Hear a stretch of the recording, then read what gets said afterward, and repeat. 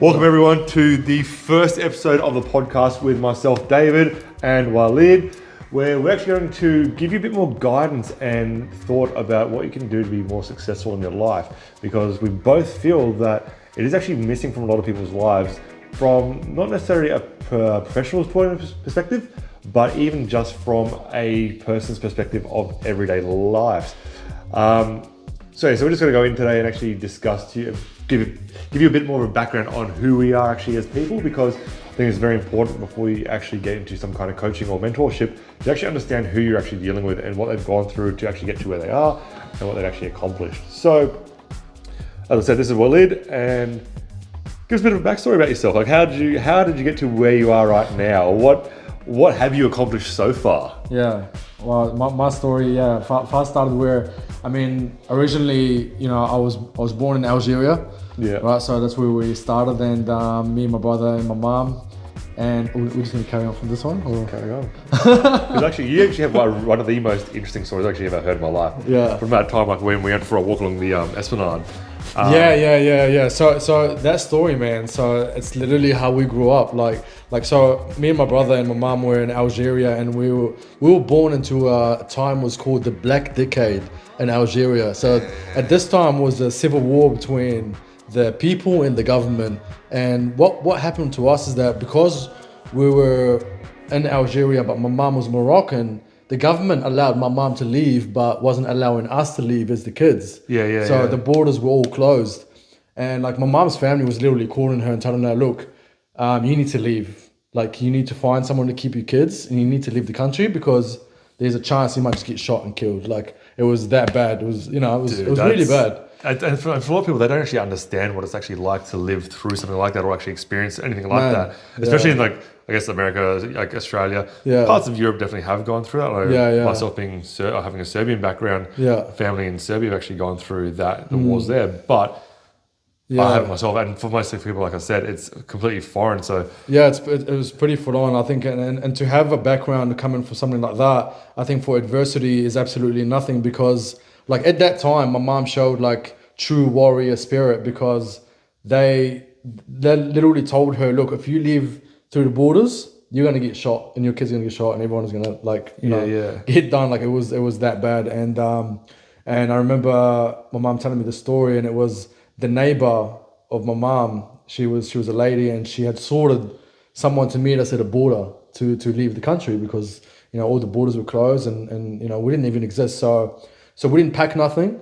It was just the clothes that we had. I was 3 years old. My little brother was wrapped in a scarf, and he was 1 year old. He was on my mom's chest. He was wrapped with a scarf on her chest, and we were walking at night. We had to do it at night, and literally as we were walking, man, my mom was telling me, "Go, son, go." And apparently, I was just walking in front of her fast, not complaining, no crying, nothing. My brother was passed out the whole time. My mom's feet were bleeding because she was walking for so long on rocks and that. And at this time, while she's walking, she's just like, she felt like she was protected, like you know what I mean, you know what I mean, because the way we reacted to, like it was just that's abnormal a funny in a feeling way. when you have that. Like, I know that feeling. Something is looking over you, and they had told her that like there's a light at the end. You just need to get to that light, and there's someone there waiting for you. And that light was a little ant, and we walked for about 6 hours to get to this place. And we got there, and the guy that was picking us up from the border to get us into Morocco, he looks at my mom and he said, I was waiting for someone, but I did not know it was a mother and 2 children. He goes, me as a man, I wouldn't have been able to do that. That's crazy. You know what I mean? Like, and that was literally the start of her life. You know what I mean? And we got crossed into Morocco, and because we were in Morocco, we didn't exist as like residents, so we had no paperwork, nothing. So we couldn't go to school. We had to go to a private school. And to afford a private school, it's a lot of money. So my mom had to leave the country. She went to Japan. She worked there as a chef, and she was sending all the money back for us to go to school and to get educated. And so I lived with my uncles. I lived with my grandma, and after that she came back and took us into New Zealand. You know what I mean? So I had to learn a brand new language after that. Like it was crazy again, starting from scratch. We had absolutely nothing. By the time I was 16, I was working. I used to bring my paycheck to my mom and give her the whole paycheck. I'll just take like $20. Yeah. Like I just need $20. But a lot of my friends would be like, oh, why are you doing that? You know what I mean? Like your mother should be doing that for you. But in the West, it's a lot like that. You know what I mean? But they didn't know my story and where we come from. Cultural, and what my it's mom cultural had. thing, isn't it? It wasn't even the cultural thing. It was, even though I was a kid and I was young, I understood what she'd done for me. Like, she risked her life, everything in line. She's like, nah, these kids are getting out. Yeah. Got us out from one country to the next, got us out from the other country into New Zealand. And when I was sort of 15, I understood. And I understood one thing. Someone in our family has to change the way we lived. Yeah. And I thought about it and I was like, if it's not me, one of my brothers is going to try. If it's not one of my brothers, one of our kids is going to try. Yeah. And I refused to let that get passed down in generations. Yeah. I knew it had to be me. So I took things and matters in my own hand. I started working, but then I started like hustling as well. You know what I mean? I got mixed up with the wrong people and got out of all of that, did an apprenticeship, started my own business. And when I think I started the business when I was about 20, 20 years old. But being mixed up in the wrong crowd sometimes isn't necessarily a bad thing, because you do learn a lot of lessons. And 100%.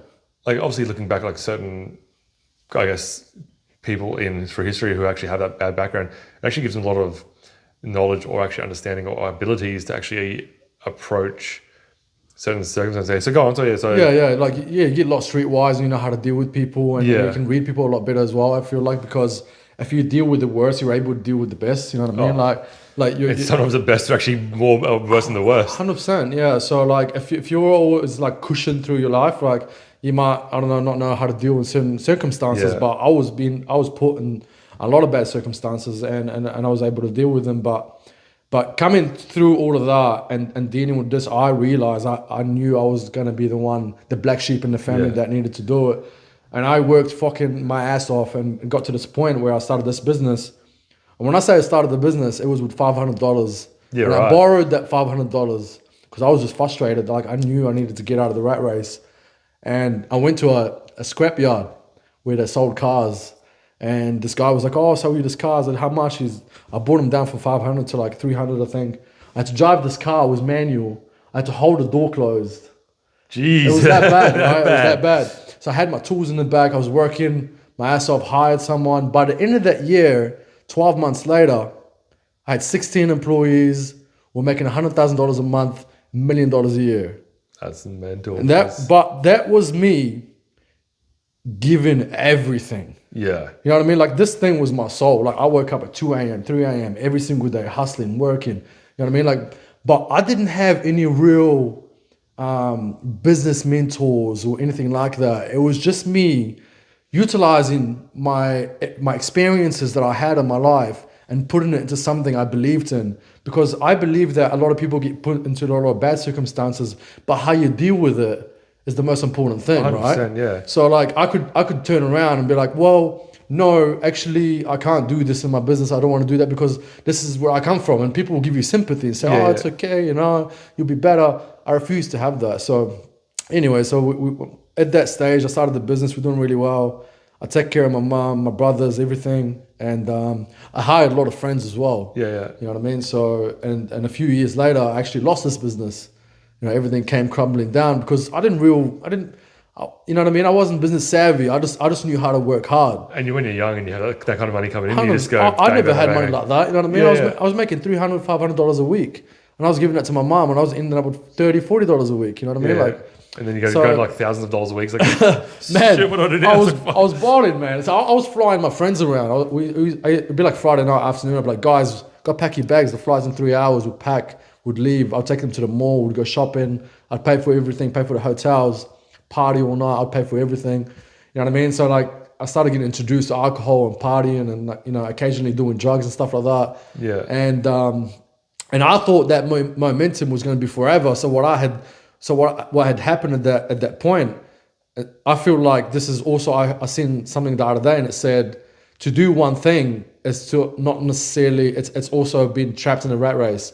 This is where you need to actually have multiple things happening to keep you busy. You know what I mean? If I had multiple things happening, I would have refused to go into the party world, and you know what I mean. To do all of it. But I'm glad I did, and you know, And sometimes you do cross to those areas and you do it and you have fun, but it's fine. I did the same thing, and like, but you do learn something from it. Like, 100%. you got to take the good with the bad, and when you have those experiences where you kind of fall backwards, and you understand why you fell back, it actually allows you to kind of, when you move forward again, to actually go, no, I'm not going to go down that path. I want to go this way, move right, and come out on top. 100%. Yeah, I couldn't agree more.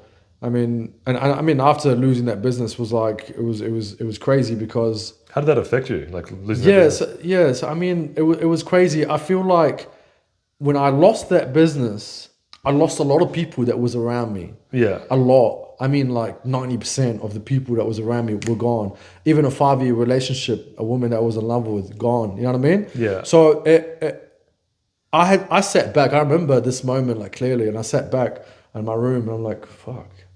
What just happened? Yeah. You know what I mean? Like everything's gone overnight. Like my accountant called me. He's like, you sit him down. I was like, no. He goes, pull over. I was like, okay. I'm driving. He's like, pull over. I pulled over. He goes, the company that you're working for, they're going bankrupt. He's like, you're not getting paid. He's like, you're gonna get paid like 3 cents of a dollar. We're talking about like, that's a big blow. It was a big blow. Like it was huge, and I had financed the whole thing too. And like, and I was like, okay, all right. And I was like, what do I do? He said, nothing we can do. He's like, the IRS will come after us.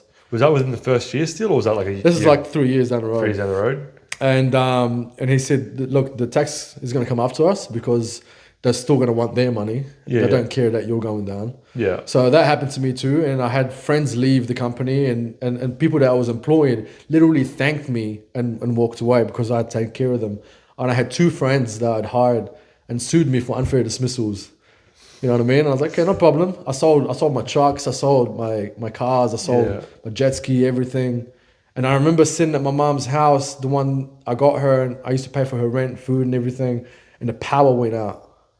Oof, that's a heavy feeling. The power went out in the house, son. Feeling. Woo! I haven't experienced that, but I can just feel the heaviness of that. Bro, like, you know how much energy they gave me? Oh man, everyone said at that time, I know they said, you know, it's over for him. It's over for Waliid. That was just a momentum thing. You know what I mean? He did all right. That was cool.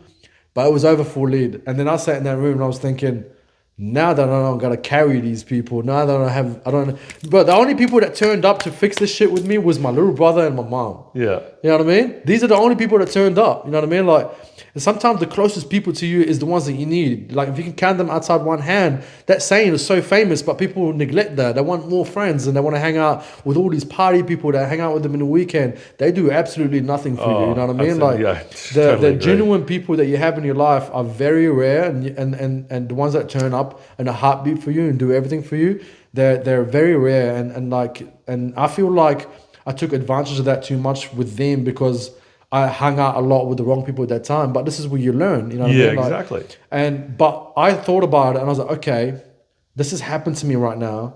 I don't have kids. I don't have a wife. All of those things. This could have happened later. It could always be worse. You know what I mean? So I was like, cool. We need to rebuild. We need to restructure. We need to do everything. You could always be dead. Look, if you just got breath in your lungs, or you just take the breath, you're not dead. 100%. It could always be worse. 100%. You can always do something. There's always, as like Tate says, there's always another chess move to be made on the board. There's always another move on the board. It's you always got to think, what is the next best move? You know what I mean? Yeah. Like, and that was the next best move for me. From there, is like, okay, I need to like literally get something going quick. I knew I can't work for no one, so I started getting on the phone, getting onto my contacts, structured a business under my brother's name, and then we just started getting working. We didn't build nothing big, but it got us through the hard part. And it took us a lot to actually recover from that because I was avoiding bankruptcy, etc. Like I had to pay all of that stuff. So it took a lot of time and a lot of energy. But when that was over, I just remember a real close friend of mine still to this day, we were sitting down and having a talk, and he's like, bro, like you've been through a lot of shit. He's like, you need a break. I said, no, I don't. I said, I need to go harder. He said, no, you need a break. Come with me. I said, okay, no problem. Because this is all still in New Zealand, This wasn't is it? still in It's New Zealand, yeah. I said, no problem, I'll come with you. We'll go for a break. Okay, where you going? It's Thailand. I said, okay, book it. Sat there, we booked it then and there, got into a flight, got into Thailand. I was there for a week, cancelled the flight, 2 weeks there, 3 weeks, 6 weeks I was there. I was like, fuck, I need this. Flew into Australia.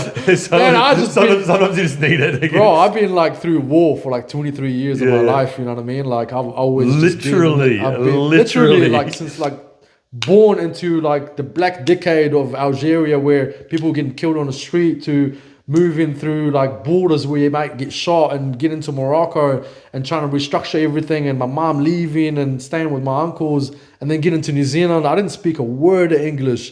You know what I mean? Kids try to bully me, bro. I didn't stand for that shit. You know what I mean? Like, Yeah. I was kicked out of high school, and I was trespassed, and I wasn't allowed to go within the high school, 300 meters within the high school, because I was just that kid. I didn't take shit. I was never a bully. I was never a bad kid. But if kids came to me and tried to like do something, I was taking it to the next level. And like kids trying to bully my brother too, I wasn't having it. Yeah. So, you know what I mean? So anyway, they kicked me out. I was like, cool, I'm all good with that. Went to work, started hustling, started my own business, moved on.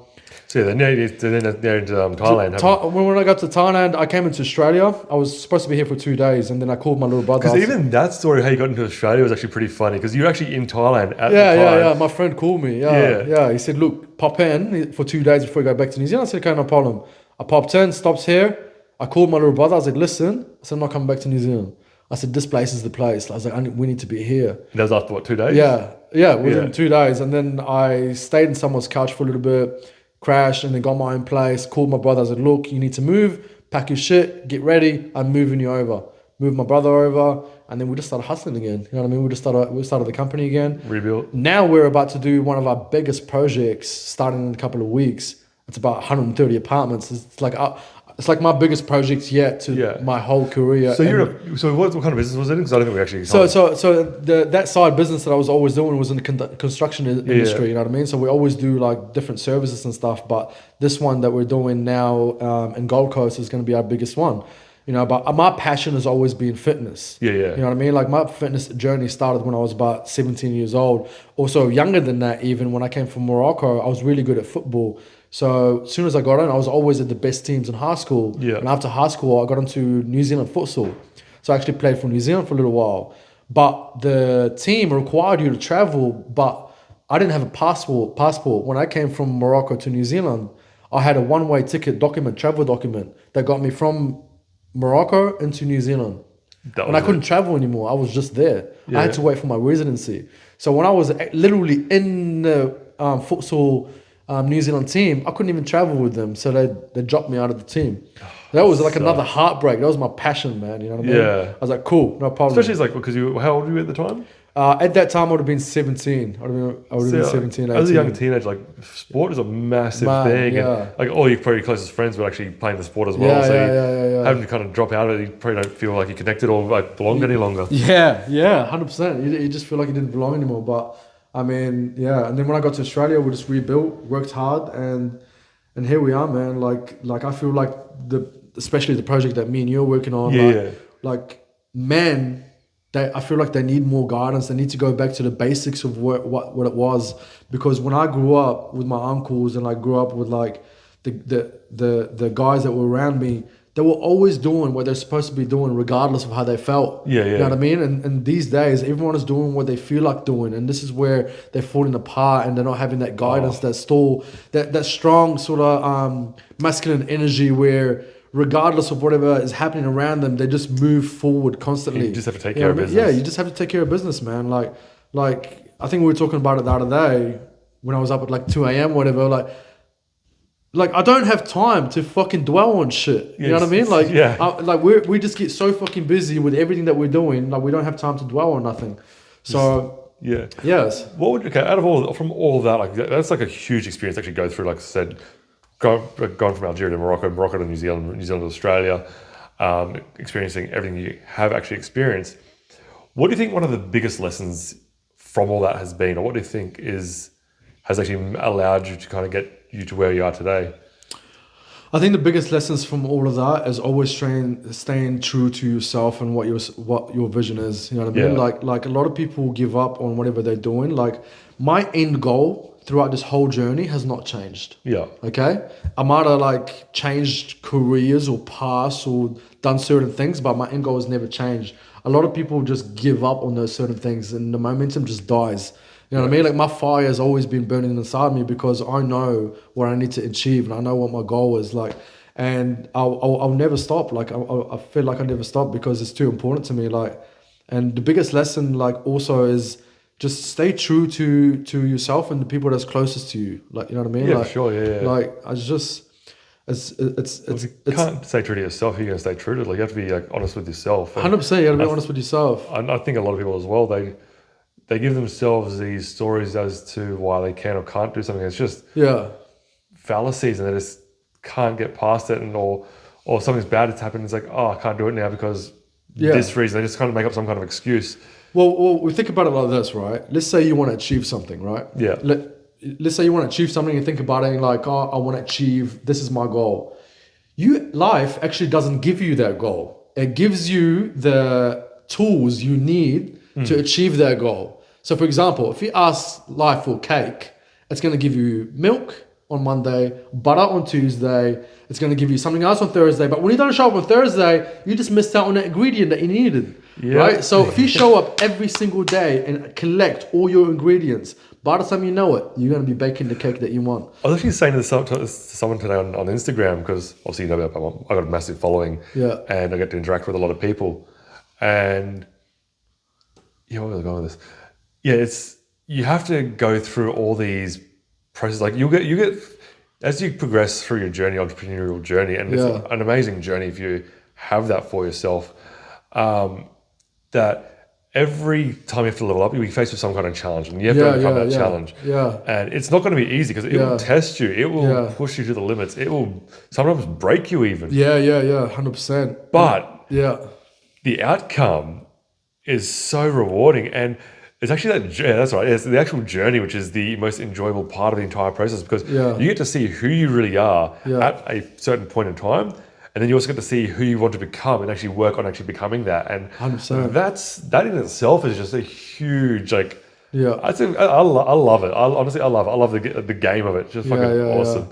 I've got a lot of successful friends, and when I speak to them, I'm like, look, when you actually reach this level, like, is it good? And he goes, to be honest, I'm bored. And he goes, but let me tell you something. He said, when you achieve the goal, it's fulfilling. He's like, let me tell you what's more fulfilling. It's the journey. He goes, that was so much fun. He goes, we fucked up. We did this. We grew. We gained people. We lost people. And he goes, it's that roller coaster of like going forward and achieving a certain thing.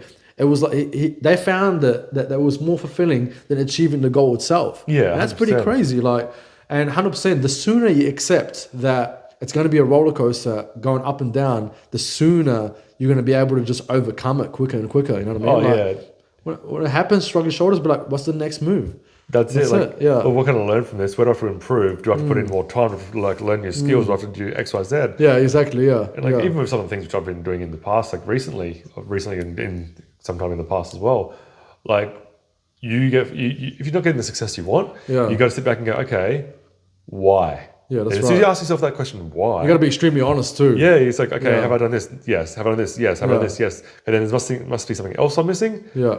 That sometimes means you need a mentor to actually show you, go, hey, you're forgetting about this part and this part about this part. Yeah. Or you approach it from this angle. It's like, that's why. Okay, shift gears, go. I couldn't agree more. Like there's a saying that says you can't read the label from inside the bottle. You know what I mean? That's a like, good how one. strong is it? That's pretty powerful. That's a good one. Like seriously, you need sometimes a mentor to just look outside in and look at you and be like, no, stop lying to yourself. You're doing this and this wrong. This is how you need to do it. And that little bit incremental 1% that you change sometimes, gone. Oh, you know it's like the tiniest hurdle. Like it's 100%. Like say jumping, like doing hurdles. Like if say it's like a 1 meter hurdle, I've got no idea how high hurdles are. But if you're jumping at 99 centimeters every time, you got to hit it. Yeah. And if you have a coach going, no, you need to kind of push off like this to get that extra little bit of clearance. To that 1.01. Yeah. You're going to clear it. It's where you get to go past that hurdle, the obstacle. It's how like humans have to accept that we have been conditioned through social media, news, everything. We've been conditioned throughout our life. The sooner you accept that, the sooner you can start like realizing what you want to consume, what you don't want to consume. You know what I mean? Like I've come to the stage now where I'm no longer a consumer. Like I literally just want to give out content for people to help them move forward with their life because someone has done that for me. So like, you know, like it's just it's one of those things, man. Like it's crazy. Like you don't want to be a consumer constantly, because if you are, then maybe you just need a mentor to start guiding you of what you want. Like I've got a lot of people that come work with me in the fitness industry and want to train with me. And when I coach them, some of them are actually doing really well. They just need like 2% or 3% change. And then they're like, oh, bro, I've been training for 2 years. I just can't get my abs. Just that. And I'm like, okay, sit down. Tweak. Tell me what you're doing. Oh, I'm doing everything right. Tell me what you're doing. Boom, boom, boom. Okay, no, you're not consuming enough of this, or you're consuming too much of this. You're not training hard. Sometimes people think they're training hard until I take them for a session and they're like, oh, fuck. I've been training like a bitch. Yeah. You know what I mean? Like, oh, dude, honestly, I no, get there's it. always levels, but even for me, there's always levels. You know, like there's always levels, man. Like that was me like 3 years ago. Like until I've been training for like 17, 20 years now. yeah, And then I got to that point where I was like training some other guys who were a lot bigger, and it's like, yeah, oh fuck, and then like it's a whole other level. Like okay, time to go hard. yeah, 100%. Yeah, so honestly, that's an incredible story what you've gone through to actually get to where you are, and Yeah, man. no, it's honestly like it's one of the most inspiring stories I've actually heard. Yeah, And honestly, it's just part of the journey, and obviously what we're working on at the moment as well is going to take us to that next level for ourselves. yeah, But not only the backstory, and then obviously what's ahead of us or yourself yourself individually, and also us as well. It's bloody inspiring. Like it's exciting as all hell. yeah. That's why I'm very excited, you know, for our next journey that we're doing together, because I truly believe it's special. Yeah. Like I've done a lot of research, and I've looked into a lot of people, and I've consumed some of their content just to see what it's about, stuff like that. And a lot of it is just not simply authentic. They give you what you want to hear, and they show you what you want to see. But like, where's the raw shit? Like, where's the hard work and what happens in the background and what you actually need to do? You know what I mean? Because I know a lot of guys that's going through a lot at the moment, you know, breakups, losing businesses, not being able to put food on the table for their kids, or just being unfit and slobby, and they hate it, and they look in the mirror and they're like, fucking hate this, you know what I mean? And they message like, oh, bro, what do I need to do? I'm like, these guys, like they hire all these coaches or fitness coaches and stuff. Like, some of them are really good, but a lot of them are just not authentic, man. They're just not showing like, you know what I mean? Like, I find it's like some people just focus on one thing. It's good to focus on like the one thing, like fitness. Yeah. But unless you're taking care of other areas of your life as well, 100%. it's like three-legged stool. If you got like one good leg and the other two are just shit, you still got to fall over. Yeah, 100%. I agree. You got to kind of take care of all three of the legs of the stool to actually be able to. Like I said, the coaches were pretty top tier. Yeah.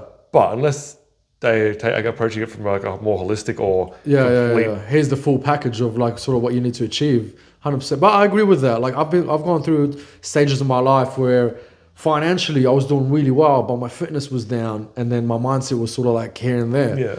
But then I've gone stages of my life where my fitness is like top tier, like fit, can fight, can lift everything. My finances are a bit fucked, so I'm stressed, and you know what I mean? Or I don't have time, you know what I mean? So it's one of those things. It's like if you have the three things, your mindset, your finances, and your fitness, those three things together, like you're going to be a top tier male. And even when it comes to females, like this is a big thing. When it comes to females, not just like males, also if you just simply stop chasing females and you have your shit together, and you get your finances together, your fitness together, and your mindset together, women will actually bid on you as a good horse and jumping away. They'll jump in the way of your life. Like they'll really jump on your way because they know you're a good horse to bid on. But as soon as you take care of all three of those things, like either individually or like, especially if you take care of all three of them together, you instantly become more attractive to females. 100%. Instantly. Yeah. Like some of them might jump in and say, "Oh no, I don't care if he has." Trust me, there's only going to be a certain amount of time, and then she leaves your ass for someone else that has a certain thing, or that you might not. So all I'm saying is, like, yes, love exists, all of that exists, but who are you to go out with someone just so you can take from them? You know what I mean? Like, why not be overflowing with abundance in all areas of your life to the point where your woman can just feel comfortable, you know what I mean? And you feel comfortable, and other people can come into your life, or other males or whatever, and you feel not phased at all at one point because you know you're in full control of every situation. You know what I mean? Like it's honestly a good feeling, because you've had that feeling and I've got that feeling as well. Yeah, it's an amazing feeling. Like you walk differently, you carry yourself differently. 100%. It flows through. You just have this energy about you, this presence. Where it's like life's just easy. It's just it's almost like on easy mode. Where you're just walking around, cruising around. And it's like if something would happen, bad could happen, you're like, oh, cool, whatever. I know I've got me and I've got the situation. I can handle it. It's all good. That's right. I agree. Keep charging. Yeah, 100%. Yeah. Yeah. So what do you think's been the biggest contributor or to your mindset, or you had to actually develop to be able to actually handle everything you've dealt with? Because as you said, you've gone through a shit ton, like going through all those experiences and actually developing the kind of view that you have of, I wouldn't say of life, but on how to approach situations, of life in general. You have to have developed certain tools and abilities to actually handle it and actually approach it and actually kind of deal with it. So what would you say is like one of the biggest contributors or one of the biggest I think for me, strengths, so to speak? yeah. So for me, I don't know if this is something that I learned or something that I've always had, but it's weird with me because when something bad happens in my life, I get motivated to push hard Yeah. against it, quite resilient, you know what I mean? So I find that to have a good mindset as for example, you can, if something bad happens, you can crumble and let's take it to fitness, right? Yeah. If I look in the mirror and I'm not happy with what I see because I'm getting a little bit sloppy or something, Yeah. my intention, my movement from there is what is the next move? I'm always thinking about the next move. What is the biggest move in this table right now? To get you to To your, get to your to result. feel a little bit better. Yeah. Okay, my next move is got to train. I will not say I will be there tomorrow. Okay, I will go that day Yeah. and I'll do that first move. But here's a trick to get confidence, but not just confidence, superhuman confidence. Yeah. And I feel like a lot of the males can achieve this. And when you do something constantly, when you say you're going to do something and you go and do it, you earn confidence with yourself. It reinforces trust. it. Yeah. But when you do one more, when you do more, you get superhuman like trust with yourself, like confidence. So meaning when I say do one more, for example, if I say tomorrow I'm going to be at the gym at 6 a.m. I'm going to do cardio. If I get there at 5:30 a.m. and I do half an hour extra cardio, I'm like, oh man, I'm the man. Oh, you know what I mean? I walk out of there, I'm like, blessed, done. But that's something I hear from so many people all the time. Like, and probably some people actually use this excuse as well. It's like they're not unhappy. They're unhappy with something. Like, say they've gone to the gym, their fitness, or whatever. Like, oh, wait till Monday. I want to start Monday. I want to start fresh. Yeah, Like, yeah.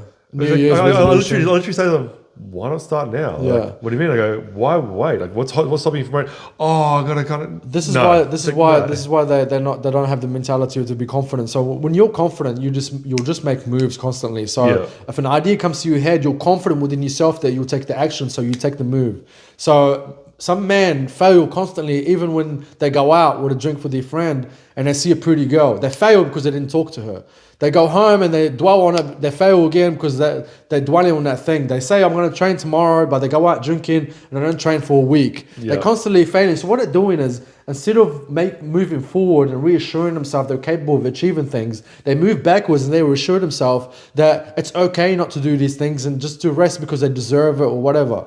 Like for me, I don't know. Some like kind of bullshit excuse. when you trust me, when you earn the confidence within yourself, nothing that you do is almost enough. Because I have some days where I'll wake up extremely early, like let's say 3 a.m., 3:30, even 4, and I'll start moving as soon as I wake up. I'll have my coffee, I'll pack my meals, it's already prepped. I'll have my coffee, I'll go do my cardio, I'll go do my work. You have like a routine in place to actually, actually get it done. I have the routine. I have to do that routine. Like I have no choice. If something comes to my day, that's got to get done later. Okay? And if I finish my day, I was super productive and I finished at like 3, I don't go home and I'm like, I can relax now because I think to myself, oh shit, I've got another 4 hours, I can get shit done. I either go back to the gym or I literally contact clients or I work on emails, I work on the project that we got going on. Yeah. You know what I mean? Like our minds are constantly ticking. Like sometimes I message you, I'm like, bro, I can't fucking stop thinking about this. Like, I didn't go to bed till 1 o'clock last night because I was actually working on the laptop. I'm telling you, man, like it's one of those things. But you can achieve this over. Also, you gotta have patience, right? Oof. So you can't say to yourself. So for someone can watch this video, right? And they can be like, oh, okay. So what I gotta do is I gotta do what I say, and then I gotta do more to even gain. That has to happen for a long time. You can't trick yourself. No. Some people think they can trick themselves. Yourself knows when it's lying. Like when you're talking shit. Like you have to be honest with yourself and do it for 3 months, 6 months, a year.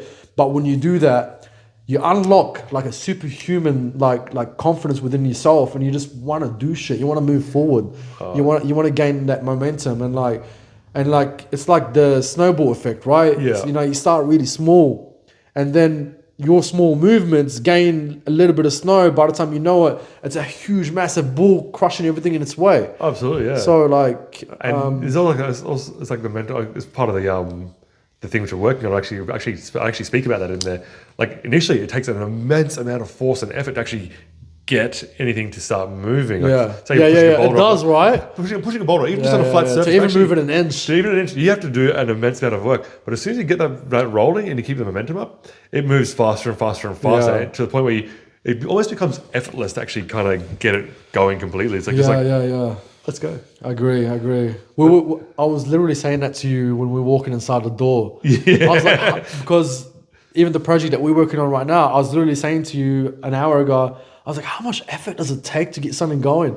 It takes a lot of effort. It does. A lot of energy. Like we got shoots, we got emails we respond to, we got content creation, like to-do lists like that. Like we got people from New Zealand, a big team working with us, and they're literally sending us like every week, oh guys, you gotta do this, you gotta do this. I'm like, fuck. Like, plus we gotta work on our own projects and do this. This is what I mean by being too busy to get distracted. Yeah. Right? Like, so if you got time to go home and fucking beat off and watch Netflix,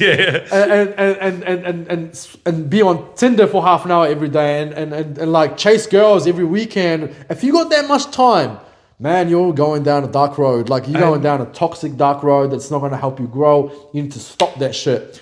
People will come to your life. A woman will come to your life. Everyone will come to your life. You will attract them there if you just focus on yourself. And like that masculine energy that some men have, I feel like they gain it from when they separate themselves and start working on themselves, right? Yeah. So like a lot of the guys I talk to, like at some point before they got successful, they separated themselves from everything and everyone, even women, because when you hang out with too much women and stuff like that, and they hang out, let's say, with all these like soft, I don't know, marshmallow guys and all this shit. Like, I don't know, like I'm trying to word it right without saying too much, but they gain feminine energy. Like nothing is wrong with it, but if you want to be a top tier male and you're telling me I want to achieve this, I want to drive this car, I want to have this type of woman, well, those things need certain actions. And you honestly do need to kind of go ghost on absolutely everyone. You need to go ghost for a certain amount of time. I've done it. I'm sure you've done it. Like it has to be done. Like it's like okay. I actually strategically do it every year. Yeah, I strategically go ghost every year. So I choose. I'm like, let's say I need to achieve something. I know what it is. I'm working towards it. And I know if I need to go ghost for 8 weeks or 4 weeks or let's say even 3 months, and I'll go ghost. The longest I've done it was like, I think 5 months. I just fucking went ghost, man. Yeah, right. Like no sex, nothing. I was fucking just going, working, no woman. That's it, work and that's it. But I done so much that 5 months, like it was insane. It's amazing what happens when you can actually remove distractions from your life. Yeah. Like, and honestly, it doesn't take much to distract you. Like it could just be like an extra book on a coffee table, so to speak, and if it's in your way, it can grab your attention like that. And if it takes your attention, it's gone. Getting back into that state of flow to actually do the work, it's a whole different kind of. It does take time. Like I think it's like 15 minutes. There's a study on how long it takes to actually get back in the state of flow to actually get the work done. Yeah. I mean, even you talk about like working hard and grinding and training, or even having women in your life and stuff like that. I think to some certain extent, it comes back to a lot of people saying, "Yeah, but I want to be happy." Okay, you want to be happy. This is where this is my point of view of being happy, right? This is where I think happiness comes from. I think happiness comes from what we just talked about. You doing what you're supposed to be doing constantly, without arguing with yourself, even if you're tired. When you do that for a certain amount of time, I'm happy. Yeah. I'm not miserable. You know what I mean? I think I'm fucking happy. Like I don't feel miserable. I don't feel negative. You know what I mean? I feel like I got good energy. I can move. I can do shit. Like. You're always a certain amount of happy if you're not in complete distraught, right? Yeah. You know what I mean? So like if you just do what you're supposed to be doing for long enough, you're gonna gain that respect with yourself. You're gonna feel happy because you feel confident. You can do whatever you want. No one is controlling you. You know what I mean? No one is telling you like you need to be at a certain place. You're not working all year to take 7 days off. Yeah. Be in control of your life. It takes time. You're able to do it. You know, I talked about my situation where I've come from. I could use it as an excuse, but you can use also your worst places you've been in life as an opportunity to move forward. Oh, 100%. I actually had a friend at the literally on New Year's Eve. Yeah. she was posting online that she was crying, that she was upset and stuff like that. It was probably one of those private, close friend stories. So I messaged her afterwards, like saying, "Hey, is everything all good?" We ended up speaking, calling on the phone, and she's like, "I'm at rock bottom. I'm upset about my entire situation in life, how to get here." Like, I actually said to her, "I am jealous of you right now because you are in a position right here, right now, that you can recreate yourself to be anything you want in life. Like you're on a clean slate. Like the world might be crumbling around you at the moment, but you got a completely clean slate to go, okay, I don't like this X, Y, Z about myself. Scrap all that. I don't have to have that kind of image of myself or that kind of persona anymore. I want to go in this direction. Let's go. Like that's it. Like I'm like, do you know how freeing that can be? Like how amazing that feeling is? Like I've been through it. I know what it's like. I agree. I'm kind of jealous that you actually get to do that right now because at the time I'm in a good position, but and knowing that and having that kind of sense of clarity of a situation or that ability, it's freeing. It's and so I was like also how you frame and approach the situations and how you actually view your perspective of situations, because if you have oh my God, poor me, why is it all happening to me? You're not going to get anywhere. If you have that mindset though of, excellent, this is happening. What can I take away from this? Do I like where I am? No. Like next move. I like to try and sometimes make it just a binary yes, no answer. Question. Like when it's like, do I like this? Yes or no? No? Can I do something about it? Yes or no? And just keep moving like that. It makes moving forward a lot easier. It does. And then you, like I said, you get to create yourself or create what you want to what something truly aligns with you and actually makes you happy or more fulfilled. I couldn't agree more. 100%. Even like the words you use, like recreating yourself, I feel like that never stops, because if you're the kind of person that's constantly moving forward, your recreation of yourself that you're happy with right now after you level up is no longer good enough. So now you need to recreate yourself again and level up constantly. It's a non-stop movement, but you got to get to the stage where you're happy with it. You know what I mean? You're happy with leveling up or putting in the work. And I personally couldn't live any other way. I couldn't live any other way. And like I retired. Like I resigned from work. I retired like 9 months ago. I lasted 2 days of not doing anything. I'm gonna do something. Like I'm happy with where I am, but like okay, time to level up again. Let's go. Let's keep going. 100%. I agree. Yeah, awesome, dude. Like that has been like, as actually like I said, really insightful and motivating to hear your story. Like it's thanks, man. Like it's like so I've obviously heard it before, but I still get inspired by it. It's actually a truly inspiring story to actually hear. And I hope people who actually watch or listen to this get inspired by that too, because it means like for the people listening to, one, their life probably isn't as bad as what they think. But two, it means that they can actually achieve anything as long as they kind of put their mind to it and actually go, okay, that's right. Take action on what they want to achieve and where they want to go and where they want to be. That's right. Anything is achievable. Like you just have to actually get down to do it. Couldn't agree more. Yeah. Awesome. All right. Well, 100%. Let's wrap that one up there and done, man. Put that in the bag. Number one, done and dusted. Well done. Welcome to episode 1, guys. Hope that's been enjoyable for you. Don't forget, like, subscribe, do whatever you got to do, because we do have plenty more coming for you.